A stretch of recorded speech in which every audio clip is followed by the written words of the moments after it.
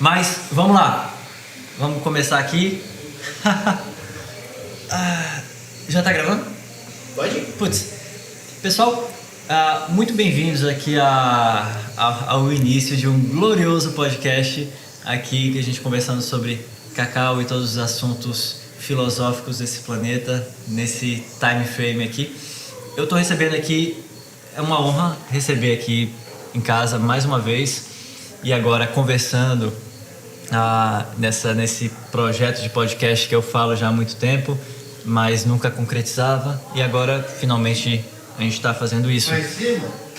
Professor Dário Onerti, da UESC no momento, sim, Universidade Federal da Bahia. Estado Estadual de Santa Cruz. Santa Cruz. Isso, já Sim. Um professor aposentado, né? Mas continuo trabalhando no cacau. Olha só, e agora nos projetos, explica um pouco sobre os projetos que o senhor vem trabalhando agora. Então, muito obrigado pela entrevista, né? É uma satisfação muito grande estar aqui hoje com vocês, né? Reunidos aqui com sua família, né? E visitando um projeto que nós desenvolvemos de forma conjunta. Então, cacau faz parte da minha vida, né? Eu fiz meu mestrado depois que eu comecei sou agrônomo, fiz mestrado depois que comecei minha vida profissional. Eu sempre trabalhei com cacau, né? Me aposentei, mas... Como começou isso? Eu acho que eu nunca fiz essa pergunta para ti. Na verdade foi um desejo que eu tinha de conhecer a Amazônia. E aí apareceu uma oportunidade de trabalhar no governo federal através da CEPLAC. Então vim para cá para que de alguma forma esse desejo se concretizou. Então Que legal. Vim aqui para a Amazônia para trabalhar com cacau. Década de 80, 70? Isso foi em 85. 85. Isso. Expedições botânicas, todo tipo de... Então, participei de uma expedição botânica, mas fui responsável pelo programa de híbridos da CEPLAC, produção de sementes, de novos cultivares para os produtores. Isso né? lá em Marituba, Belém? Em Marituba, especialmente aqui no quilômetro 100, na Transamazônica, onde verdade. tinha uma estação experimental da CEPLAC, que em função das boas terras que tem por aqui, nas terras férteis, são as terras roxas, né? Tanto em termos de estrutura como de fertilidade, né? Sim. Então o cacau poderia expressar todo o seu potencial genético, né? Então a gente gostava muito de fazer as pesquisas aqui, e nós tínhamos vários experimentos aqui na estação, né? Dos quais eu analisava os dados, né? E a gente fazia então as pesquisas para determinar os melhores cultivares para ser plantados aqui nessa região da Transamazônica.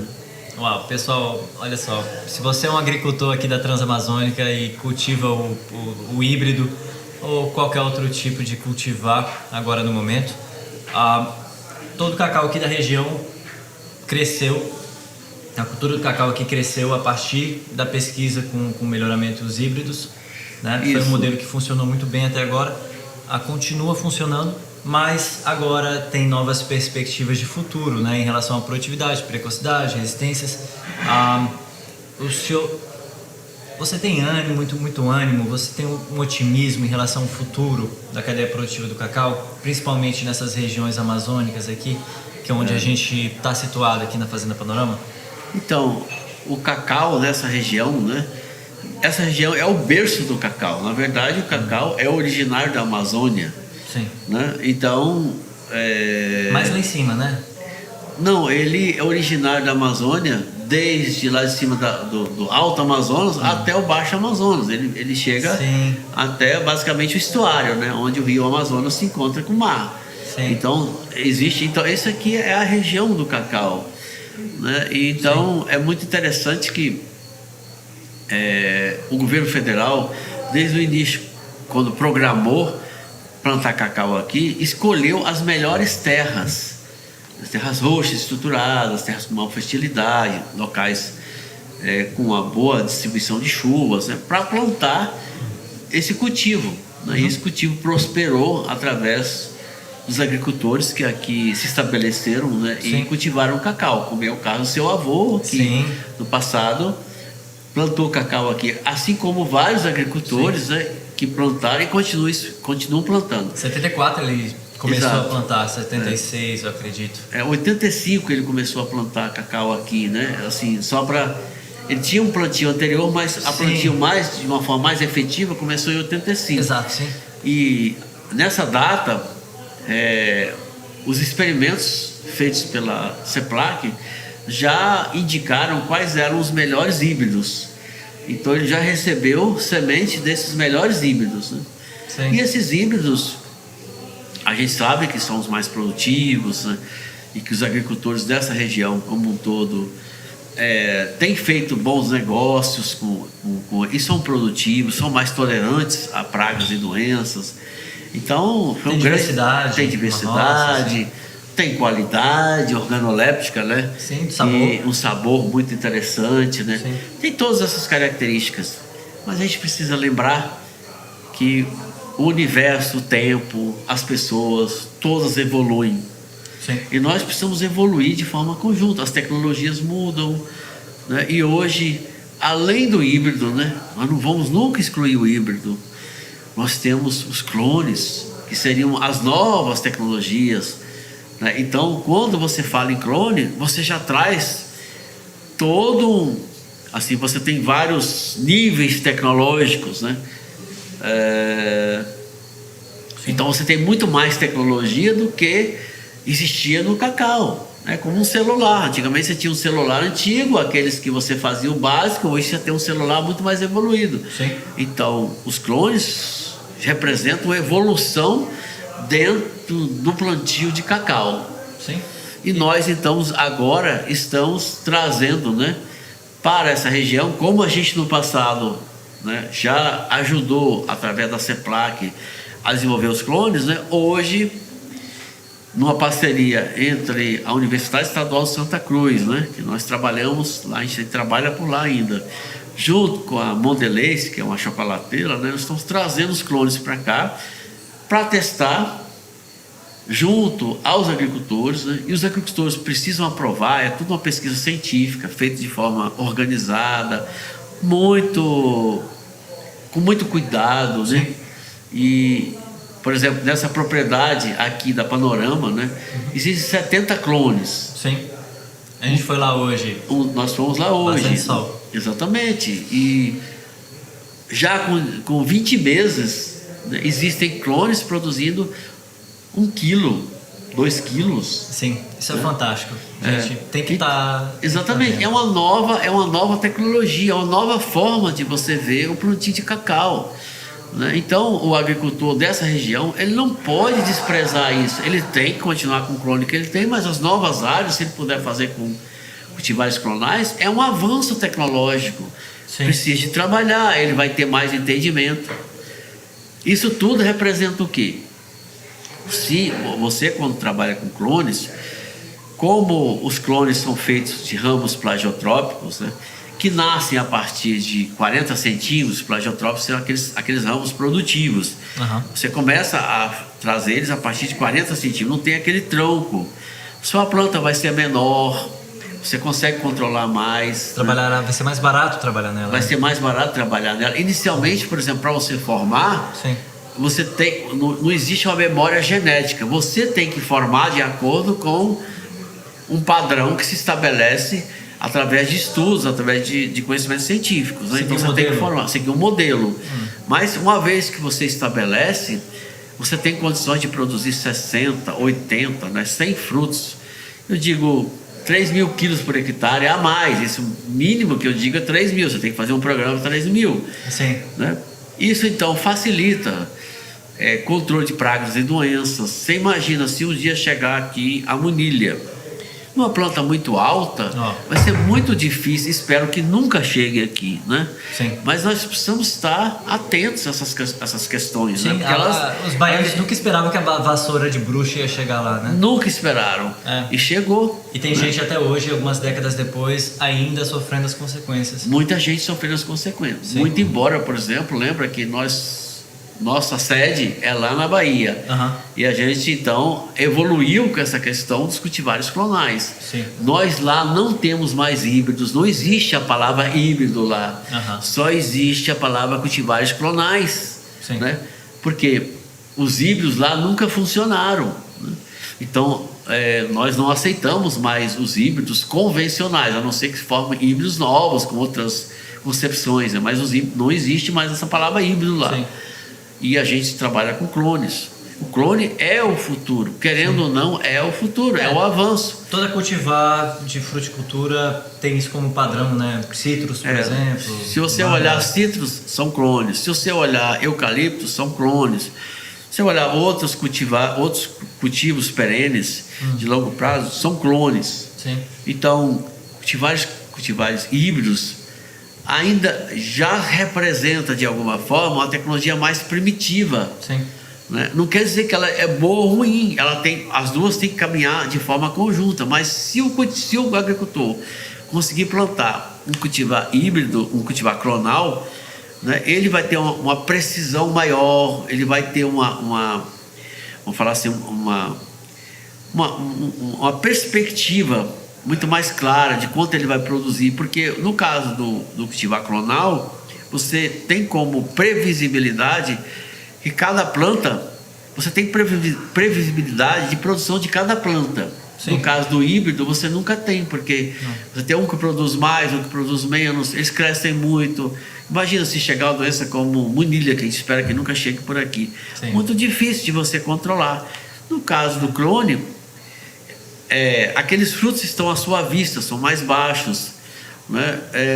A ergonometria do indivíduo que está trabalhando lá, ela é muito mais suave, muito mais prática, se adequa mais a uma condição do trabalhador trabalhar nessa condição. Sim. Em vez de estar com uma exatamente. Ele fica, por exemplo, se você está colhendo cacau uma planta muito grande, você fica com dor no pescoço o dia quando você está colhendo. Se você está colhendo à altura da sua vista, você pode colher melhor, você pode proteger o seu fruto aplicando, por exemplo, um fungicida à base de cobre, de uma forma muito mais tranquila. Então você tem N vantagens, né? E muito embora, por exemplo, você precise se acostumar com aquilo. É uma nova tecnologia. Claro. Você tinha aquela tecnologia anterior, chega uma nova, aí você às vezes fica um pouco restritivo, você não quer, mas faça uma área pequena para você acostumar primeiro. Porque depois acabam tendo novas condicionantes, né? São novos trabalhos, novos desafios. Que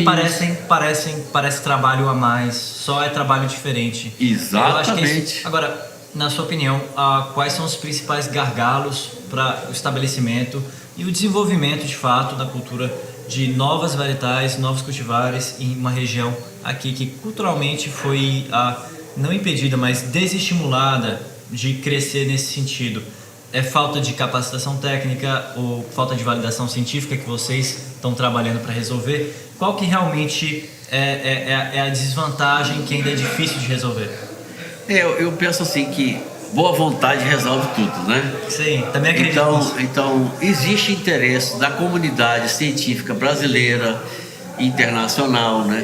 Para que o produtor dessa região, da região da Transamazônica, né? A região do Pará, né? Também tenha à sua disposição clones, novos clones, né? Então, nesse sentido, está sendo feito, né, aqui nessa região da Transamazônica, né, um experimento na Fazenda Panorama, aqui em Uruará, e um experimento em Medicilândia, na Fazenda 3B, fica bem próximo da cidade de Medicilândia. Nossos amigos lá da Copatrans, da Cacauê. Exatamente. Elia Félix, Braulio.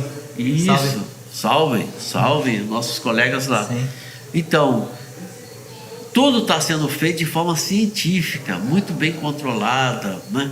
Não é eu acho, são os dados que vão dizer, aqueles materiais são melhores, etc. O que nós fizemos? Nós fazemos um trabalho que a gente chama assim, cruzamento de bom com bom, né? Se a gente fosse falar em inglês, good by good, né? Aonde por exemplo, nós cruzamos BN34 com PS319, PS319 com SJ02. Todos os craques da seleção. Todos os craques da seleção nós juntamos. Só quem da seleção da Copa de 90, né? 94? Eu não sei. A melhor seleção que já existiu até agora Qual foi a é só melhor? essa. Eu não sei, você tem que dizer. É de Diga lá. 94? Eu Qual não que tenho é? muita ideia de.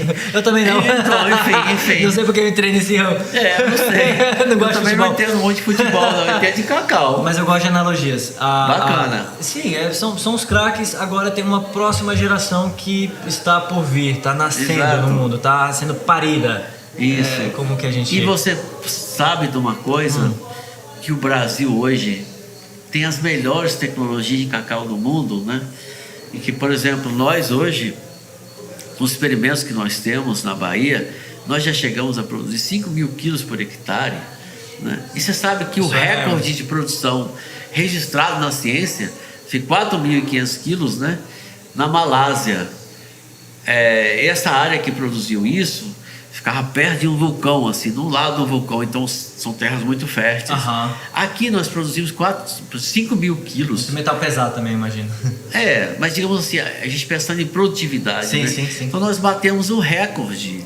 Claro. Então o que isso significa é o seguinte: se você plantar clones e fizer um serviço muito bem feito, né?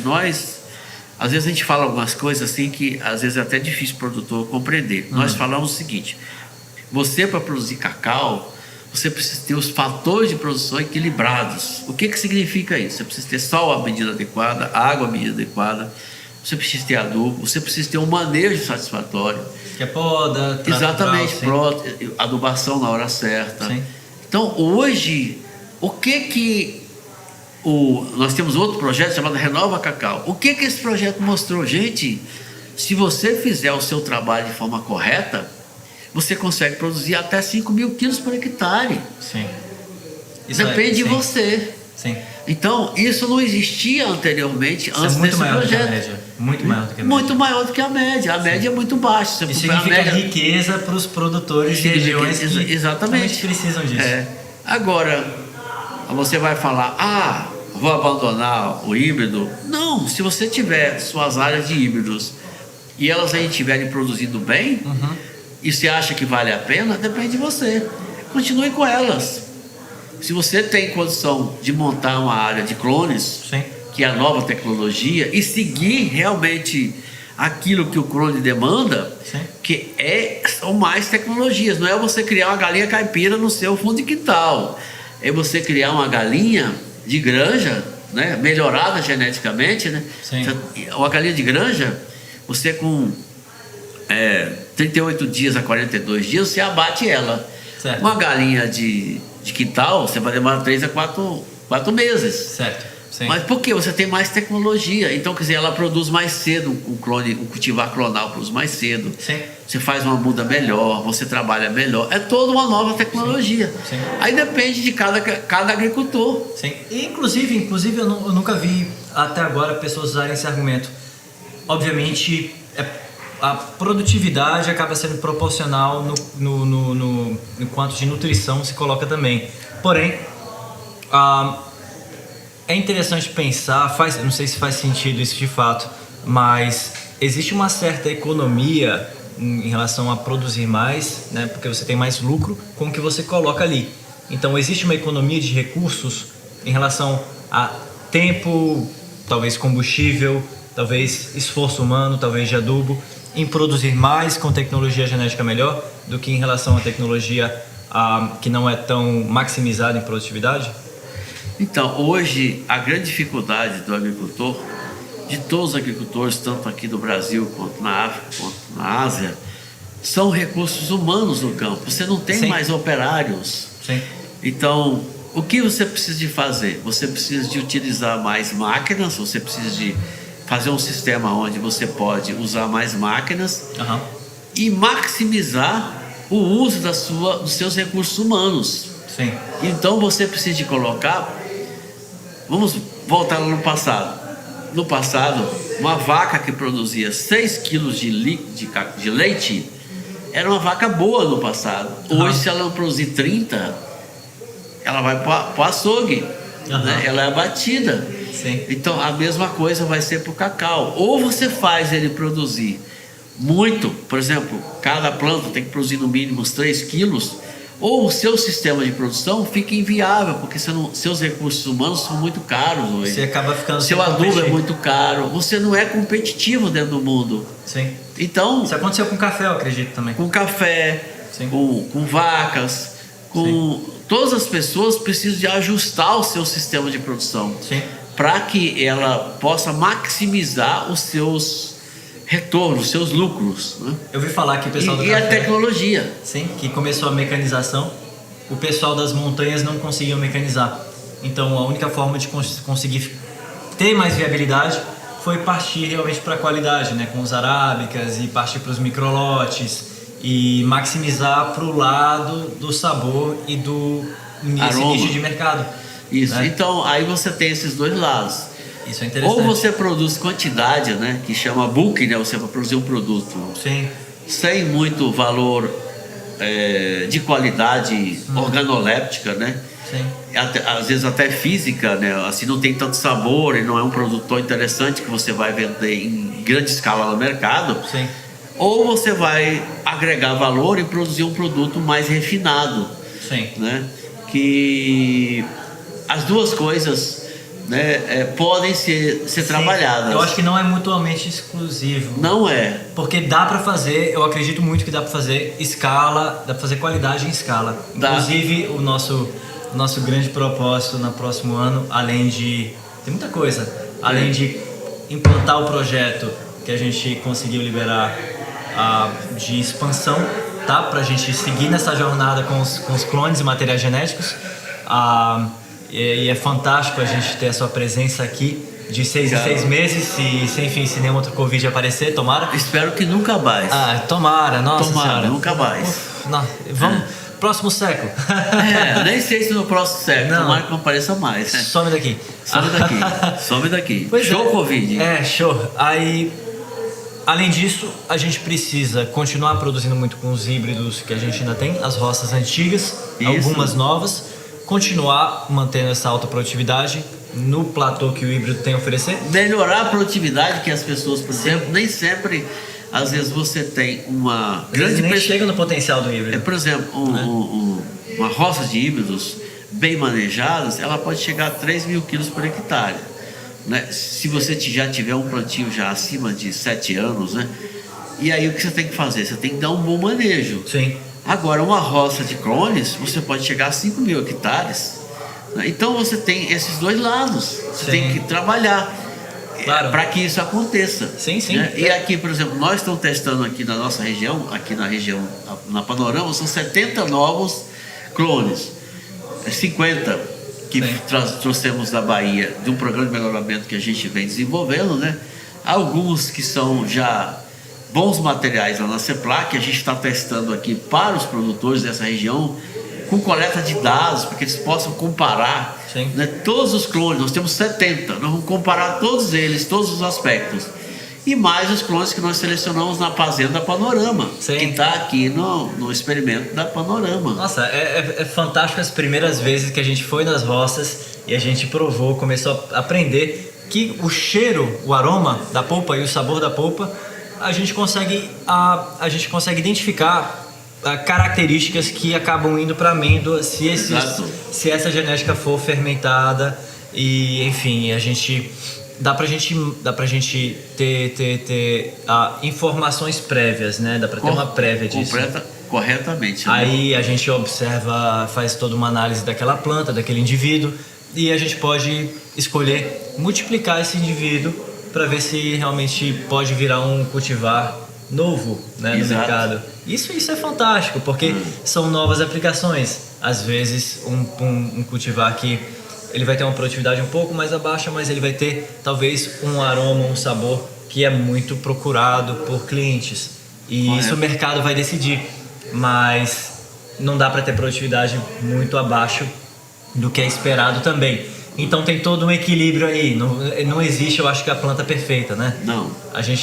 Isso é o seu trabalho chegar o mais próximo disso. E ciência, nós trabalhamos que não existe a verdade, existem asserções sobre temas. Então, por exemplo, sempre nós estamos evoluindo. Né? A vida é como se fosse uma evolução. Né? E na ciência e no trabalho a gente faz a mesma coisa.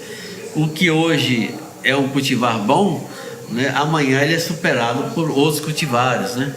Então, além desses clones que a gente está fazendo, né, nós estamos trabalhando também com novos cavalos, novos porta-enxertos, cavalos clonais. Sim. O cavalo explica para quem ainda não. O cavalo não seria, tanto. você tem o cavaleiro, que nós chamamos, é o clone para o PRES-319, SJ02, 651, nós chamamos isso de cavaleiro. É o que vai em cima. O que vai em cima. O cavalo é aquele que é o sistema radicular, né? Então hoje a gente usa, na Bahia pelo menos, né, e é recomendado para todo o Brasil, o Pará, Parazinho, Maranhão, que chama cacau comum, né? Mas hoje o que nós estamos fazendo, né, avançando cientificamente, a gente faz cultivares clonais. Nós enraizamos chupões, né? Você tem aqueles chupões, nós enraizamos. Sim. E hoje a gente já tem alguns cavalos que tem de 3 a 5 pivotantes. E a gente planta essas plantas sem terriço, Só no substrato. sem substrato. A gente tira toda a raiz, tira todo o substrato da raiz, você já planta a raiz nua, né? E ele funciona muito bem. Uau. Então a ideia é o seguinte: você padronizar o seu cavalo e o seu cavaleiro, ou você ter a copa padronizada com uma genética e o seu sistema radicular com outra genética, que a gente chama as pernas e a cabeça. a perna e a cabeça. Então você vai ter tudo padronizado. Se você tiver tudo padronizado numa roça, mas você tem 2, 3, 5 hectares, e se você adubar ela corretamente, fazer todos os traços corretos, né, então você tem uma melhor perspectiva de quanto aquilo pode produzir e a qualidade daquilo. Sim. Então você tem todo, por exemplo, uva, essas culturas, cada cavalo ele pode produzir um tipo de qualidade de uva, um tamanho de cacho, ele pode ser mais tolerante a determinadas doenças no solo, etc. Ele pode absorver mais nutrientes, ele pode, por exemplo, uma seca, fazer com que a planta ela não sofra tanto. Sim, rustificado, então, né? Rustificar. Então você tem todas essas condições em que a gente então está trabalhando para oferecer no futuro clones e porta-enxertos melhores. Sim. E mais adaptados a cada região e para o produtor. Isso é né? fantástico. E com essa diversidade, com essa galeria à disposição do produtor, o argumento principal de quem não gosta muito do modelo dos novos clones, de quem se sente um pouco ameaçado com isso, que tem um argumento que eu acho válido, que é a questão do medo da segregação genética, de produtores plantarem só 651, PS319, as variedades mais produtivas, assim como de fato acontece, por exemplo, o abacate tem algumas variedades que são... Porque na hierarquia das coisas, os melhores geralmente chegam no topo e as pessoas adotam esse, principalmente. Correto. Agora, com mais variedades à disposição, que tem aplicações diferentes, que tem resistências diferentes, que tem atributos diferentes, como que o senhor recomenda que o produtor diversifique, varie a sua produção, para evitar que, por exemplo, uma doença pegue e mata tudo de uma vez? Que esse é o principal argumento válido que eu acho que... Você nunca deve produzir um único cultivar. Certo. Por exemplo, existem, por exemplo, se você pegar eucalipto, se você pegar pino, se você pegar várias dessas outras culturas perenes, né? As pessoas não plantam um único cultivar. Você planta um bloco, cultivar um, outro bloco cultivar 2, outro cultivar 3, né? Sim. De sorte que você tem uma variabilidade genética como tem no híbrido. Sim. Só que a variabilidade genética lá ela é mais controlada, ela é mais, vamos falar assim, organizada. Quando você não tem, a gente chama segregação genética, né? Você não tem essa variação tão grande, de sorte que ela prejudique você. Num plantio de híbridos, você tem talvez aí uns 30% de plantas altamente produtivas, né? Mais uns 50% de plantas que são mediamente produtivas e uns 20% de plantas que produzem muito pouco. Então você tem uma variação dentro desse conjunto de plantas. No final a sua produtividade média vai decrescer. Se você tivesse clones e que você os tratasse de forma onde todos recebem a mesma adubação, os mesmos tratos agronômicos, né? Se faz o mesmo manejo, todos eles produziriam igual ou iguais. Dentro da mesma variedade. Dentro da mesma variedade. Então isso faz com que você tenha uma maior previsibilidade de produção. Sim. Você sabe, por exemplo, imagina que você é uma pessoa que quer produzir uma qualidade. Em vez de ser uma coisa misturada ao acaso, porque o caso do Crohn, você tem uma mistura. Como é que a CEPLAC faz? Ou como ela fazia, né? Lembra que eu já trabalhei na CEPLAC, eu fui melhorista. Existe distinção entre a CEPLAC, Bahia, Pará e outro estado também, mas mesmo né? aqui no Pará, a gente distribui um mínimo de 5 cultivares, 5 híbridos juntos, para ter uma heterogeneidade e para ter... por exemplo, eles são autoincompatíveis, uns são autoincompatíveis, outros são autocompatíveis. Você precisa ter essa mistura. Sim. No caso dos Crohns, eles precisam cruzar. Eles precisam cruzar. No caso dos Crohns, eles se auto-cruzam, se auto-polinizam. Certo. Né? Então, isso faz com que a produtividade aumente. Eu estava pensando em algumas analogias sexuais, mas eu acho que vai fugir um pouco do eu acho que sim. da faixa etária do programa. Vamos deixar do jeito que está aí, né? Deixar a planta lá mesmo. Para de antropomorfizar a planta. Exatamente. Né? Deixa ela cruzar com ela mesmo. Né? Para você não ter, por exemplo, assim, a polinização, sim, ela é feita através de pequenos insetos, né? Sim. Que são as moscas do gênero Forcipomia. Sim. Elas então, por exemplo, existiam muitas contradições em relação à polinização. As pessoas falam, as flores abrem.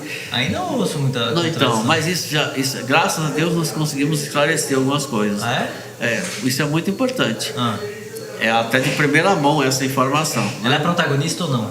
Não, a planta, na verdade, ela abre as flores à noite, durante das 10 até as 2 da madrugada, abre a maior parte das flores. Os polinizadores, eles são noturnos, por isso que a gente não os vê, né? Então é uma coisa nova, né? Que a ciência não tinha ainda. A ciência dizia o seguinte: os polinizadores, as flores abrem até 10 horas, até a tarde. Não é nada disso. Essa musiquinha mítica aí que eles não tem nada disso. As flores abrem à noite. E os polinizadores agem à noite. Aí tem mais uma outra descoberta que nós fizemos, muito interessante, que a gente ainda vai publicar artigos sobre isso, que se você olhar uma flor, né, ela é pentâmera, ela tem 5 estaminóides, ela tem 5 pétalas, ela tem 5 sépalas. Se olhar as pétalas, elas têm umas linhas assim que chama linhas guias. O pólen, durante a noite, pelo vento, etc., ele cai em cima das linhas guias. E os insetos vêm ali naquela linha guia, se lambuzam de pólen, né? O pólen, os insetos, eles têm umas certas... Eles pegam um tipo de seiva dessa... Não, eles vão através das seivas, através dos vamos falar assim, dos açúcares. Sim, eles ganham algum tipo de açúcar nessa flor, né? Exatamente, Tem uma troca. Eles se contaminam com o pólen fica agarrado nas costas deles. Eles vão lá no estigma e polinizam. Isso era uma coisa que a literatura nunca mostrou isso. Então a gente está fazendo pesquisas e já descobriu isso, né? É muito legal. E ele é o polinizador principal. A questão de porcentagem... assim, a questão é assim, o que nós descobrimos primeiro, descoberta número 1, a polinização, a flor abre à noite. Sim. Então, produtor, coloca a foto da Forcipônia, né? Forcipômia. Moscas do gênero Forcipômia. São várias moscas. Forcipômia. Ok. Pequenos insetos que ficam durante a noite fazendo essa polinização. Caramba. A gente imagina que seja à noite porque existe uma inteligência da planta. A pergunta é: por que a planta de cacau abre a flor durante a noite? Porque tem insetos durante a noite para polinizar. Então a gente parte desse pressuposto, né? Nós ainda vamos fazer uma pesquisa subsequente, colocando lá armadilhas para verificar quais são esses insetos que frequentam essas plantas durante a noite. Mas será que existe algum tipo de sincronia com as fases da lua? Eu não saberia te falar. Eu só sei que assim, 2 coisas nós descobrimos. Primeiro, a flor abre durante a noite. Então a gente acha que a polinização é feita noturnamente. Segunda coisa, o pólen cai em cima das linhas guias. Isso não existia também na literatura, né? A gente já sabe disso hoje. Então, a partir de lá, o pólen é espalhado. A gente não sabe ainda quais são todos os insetos. A gente fala, existe essa, na literatura diz que são moscas. Sim. Do gênero Falciparum. Nós vamos fazer uma pesquisa mais acurada para entender isso melhor. Mas duas questões nós já achamos. Uma que a flor abre à noite e a outra que a flor cai em cima que o pólen cai em cima das linhas guias. E que de lá ele é transportado. E se eventualmente valeria a pena como isso, que coisa prática isso leva para o produtor? Sim. Então, quando você está fazendo plantios clonais, você deve fazer com que você tenha a parte de folhas mais ou menos uns 60 a 80 centímetros acima da copa, assim na copa acima, que você tem as folhas para ela fazer a fotossíntese, né, gerar os carboidratos, que são os açúcares, para poder fazer a planta funcionar. E abaixo dali você tem que ter a região de produção limpa, que ventila, para que as moscas elas possam fazer essa polinização, né? E o vento passar lá e balançar as flores para que os pólens caiam em cima das linhas guias. Uau. Porque se você tiver uma área não muito podada, você não tem vento, você tem menos insetos polinizadores. Mais doença fúngica. Você tem mais doenças fúngicas. Isso facilita além da colheita, a aplicação de um fungicida. Então tem todo um novo conjunto de conhecimentos sendo gerados para mostrar ao produtor como ele deve trabalhar melhor para que ele tenha mais polinização e mais... por exemplo, nós produzimos 5.000 quilos por hectare sem usar máquina, sem fazer uma polinização artificial, sem nada. É só uma questão de manejo. Então, como nós fazemos? Nós abrimos, deixamos aquelas hastes produtivas, né?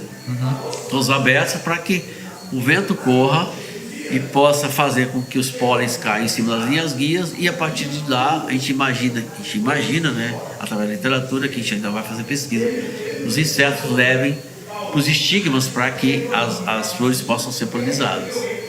Uau, isso é fantástico, obrigado por passar essa informação. E professor, eu quero deixar essa nossa primeira conversa, eu espero que de muitas, com uma pergunta em relação... O que o senhor acha? Na verdade, o que o senhor falaria para os novos pesquisadores que teriam algum tipo de interesse no cacau em relação a esse tipo de carreira e realmente qual a sua perspectiva em relação às próximas décadas, em relação à cadeia produtiva do cacau, os melhoramentos genéticos e tudo isso? Certo. Com relação aos pesquisadores, né? Geralmente o pesquisador é formado de forma... Cada pesquisador, ele, durante seu mestrado, doutorado, ele trabalha numa única disciplina. Um geneticista, um fitopatologista, um entomologista, uma pessoa que trabalha na agronomia. Uma especialização. Isso é muito importante. Mas isso é uma forma acadêmica de treinar as pessoas. Na vida real, para você ajudar o produtor ou para você gerar pesquisa e desenvolvimento, né, P&D, é preciso que mais de que um profissional trabalhem para que eles formem, por exemplo, uma área de pesquisa aonde você tem profissionais de diferentes áreas trabalhando para que eles compreendam, né, fazendo aquela pesquisa na prática, como é que você faz com que o cacau venha a produzir. Então, por exemplo, eu sou um geneticista, um melhorista, eu trabalho com melhoramento, mas não adianta eu trabalhar com melhoramento se a parte de agronomia ficou para trás, se a parte de fitopatologia ficou para trás, fisiologia. Eu tenho que ter experimentos onde eu integro, eu chamo multidisciplinar, porque cada disciplina você trabalha 5, 6 disciplinas, e interdisciplinar, aonde você faz com que as disciplinas conversem entre si, para que exista não somente a compreensão de cada uma das disciplinas, mas, por exemplo, a interação, né, e a sinergia entre essas disciplinas, Então, esse para mim é o grande segredo. Por exemplo, a pesquisa no Brasil, ela é feita muito de forma disciplinar, uma única disciplina, a genética, de patologia, mas nunca de forma integrada, né? Então, eu acho que quando você pensa em fazer P&D, né, pesquisa e desenvolvimento, você precisa de trabalhar dessa forma. Você tem que trabalhar a pesquisa de forma individual, mas quando você quer levar esse conhecimento para o produtor, você tem que integrar tudo isso. Um holístico. É uma forma mais holística, de forma mais integrada, de forma multi e interdisciplinar. Caramba. Isso não acontece muito na pesquisa do cacau, né? Então hoje os nossos experimentos, de maneira geral, especialmente os de agronomia, né, eles são todos trabalhados dessa forma.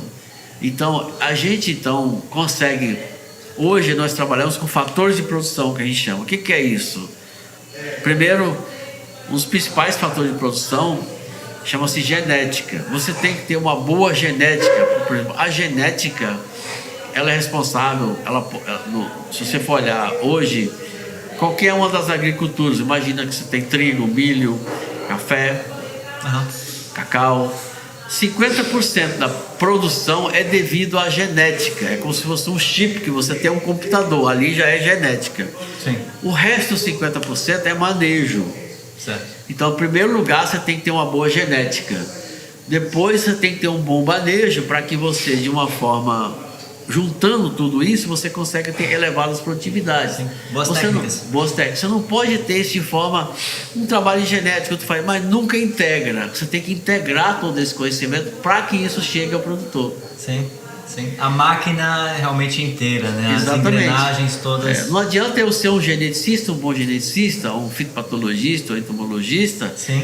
se eu não coloco o meu conhecimento dentro de um sistema produtivo, onde todos esses conhecimentos podem interagir, né, de forma interdisciplinar, para que você, por exemplo, voltando, nós hoje temos um recorde, nós produzimos 5.000 quilos por hectare em cacau.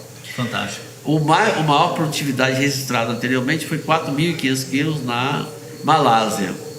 Por que nós fizemos isso? Porque nós olhamos os fatores de produção. O que quer dizer isso? Um solo profundo, né? Se você não tem irrigação, por exemplo, é um solo talvez que seja capaz de reter mais ou menos 200 litros de água por metro cúbico, né? Na capacidade de campo. Um solo profundo, um solo corrigido, o pH corrigido, o alumínio. E as adubações a gente faz de 4 vezes por ano, 3 em 3 meses, uma adubação parcelada. Se você tem essa condição, você consegue ir sol à vontade, né? A gente prendendo sol até você ter mais ou menos 80% de radiação chegando sobre a copa.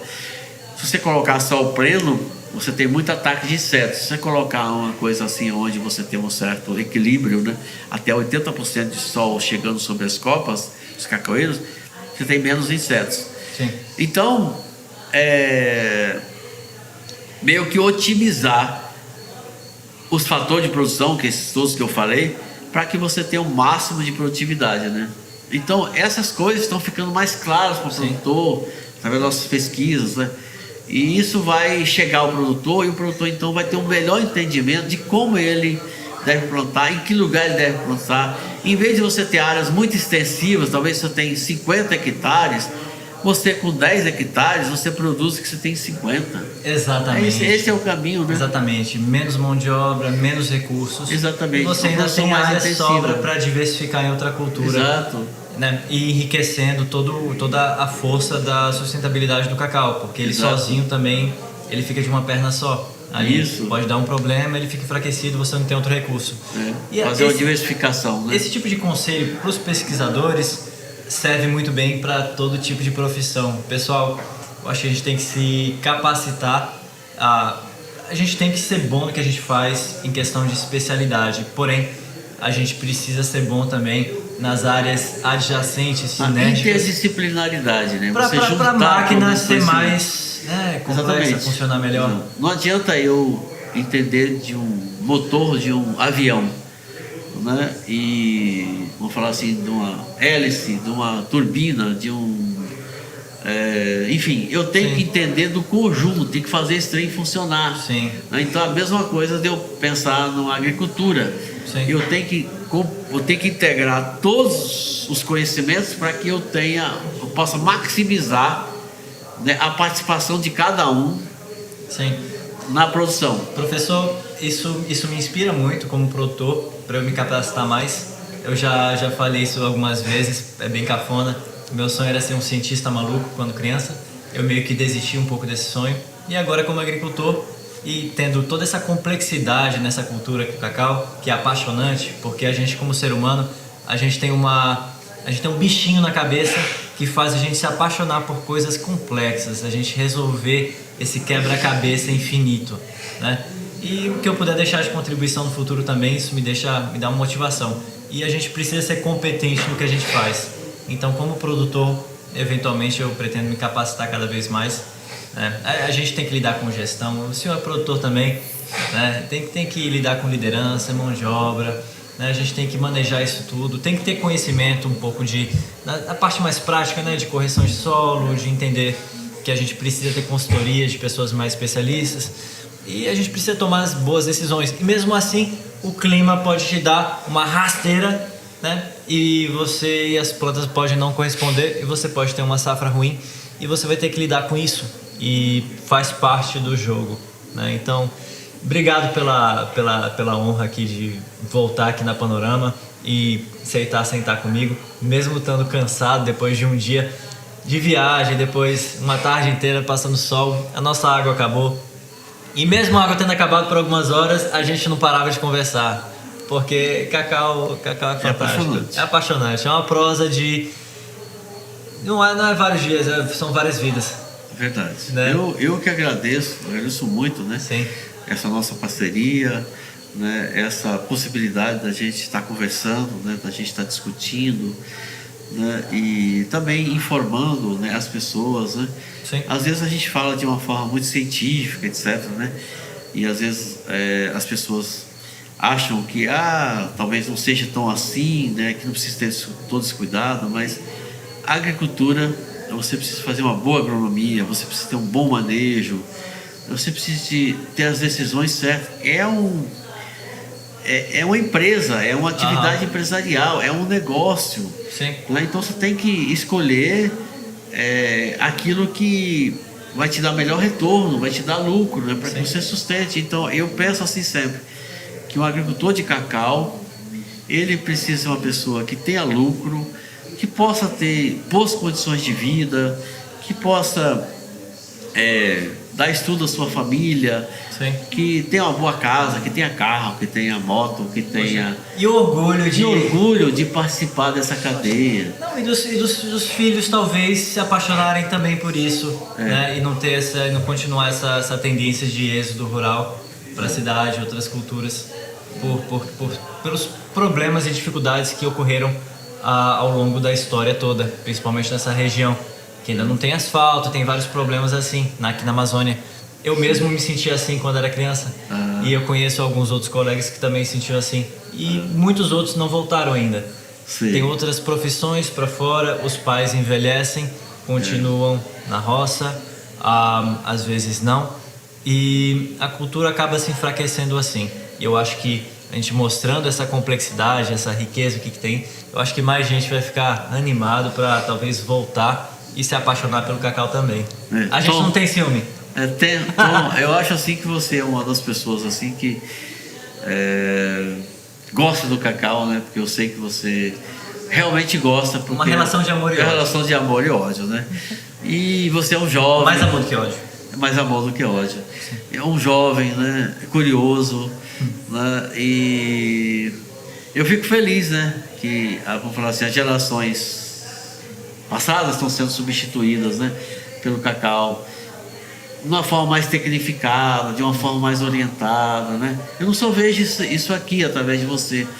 Lá na Bahia, hoje, você tem muitos jovens que estão voltando para o cacau, pelas possibilidades de você fazer uma agricultura mais tecnificada, mais orientada, você produzir um produto de qualidade, você participar de todo esse debate da questão do cacau, né? O Brasil tão rico em termos de possibilidade de produzir chocolate, de produzir outros produtos derivados do cacau, né? Sim. Então nós precisamos de aproveitar isso, né? Nós brasileiros gostamos de agricultura, nós gostamos do cacau, nós somos apaixonados, né? Então vamos curtir aí esse lovely food que é o chocolate, né? E essa maravilha que é o cacau. Obrigado aí, muito obrigado. Pessoal, professor Dário, valeu.